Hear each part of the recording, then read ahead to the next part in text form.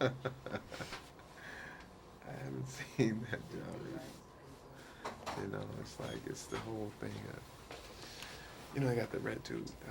That's just Oh my God! Wait, did I tell you about that? No. I didn't tell you about that. This is Bo Oh my Brown. God! Hey. Hey, what's going on, guys? What's up, man? What's going on, man? Morris. What's going on with you, man? Gabrielle, you. all right. Got Frankie face on it.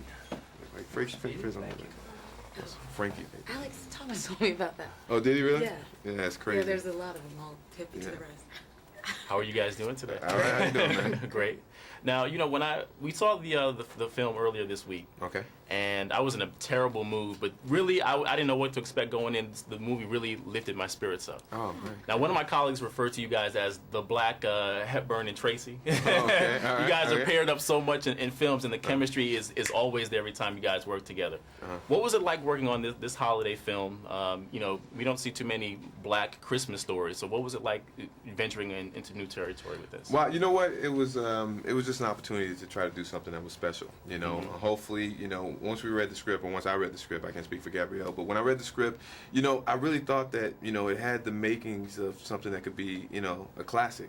And I just thought that if we executed it right, you know, it could be the Christmas movie, the quintessential Christmas movie that everyone watches year in, year out. And I don't know if we did that, but I had a good time making the movie. Okay. And you got a good feeling, I got a good feeling after watching the movie. What about you, Miss Junior? Gabrielle? I think, and I think we kind of explore things that are such universal issues and that everyone can relate to. You know, especially you know, kids who are from broken families, and you know, how do you deal with your parents dating, or how do you deal with your parents' careers? How do you make time for everybody and everything?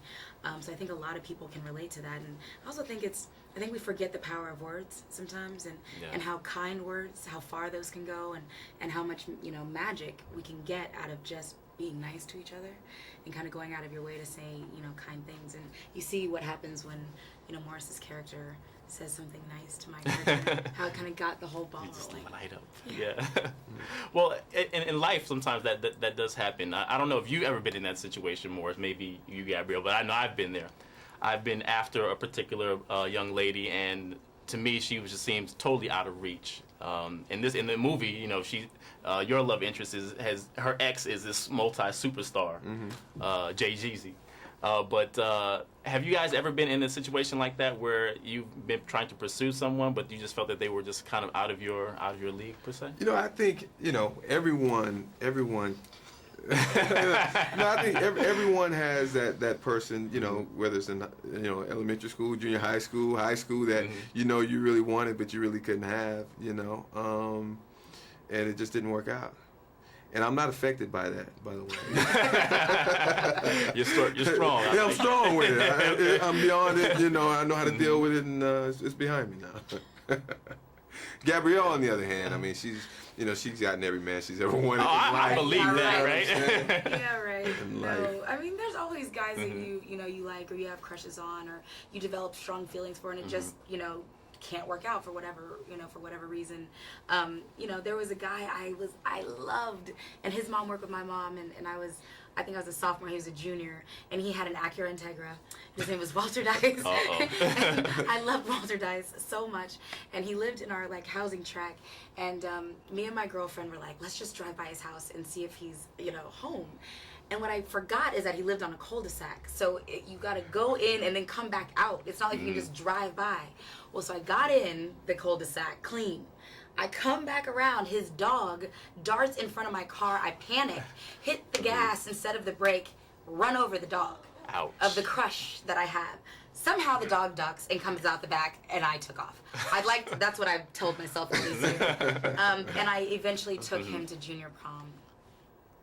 Yeah, it didn't really work. He got the chicken pox.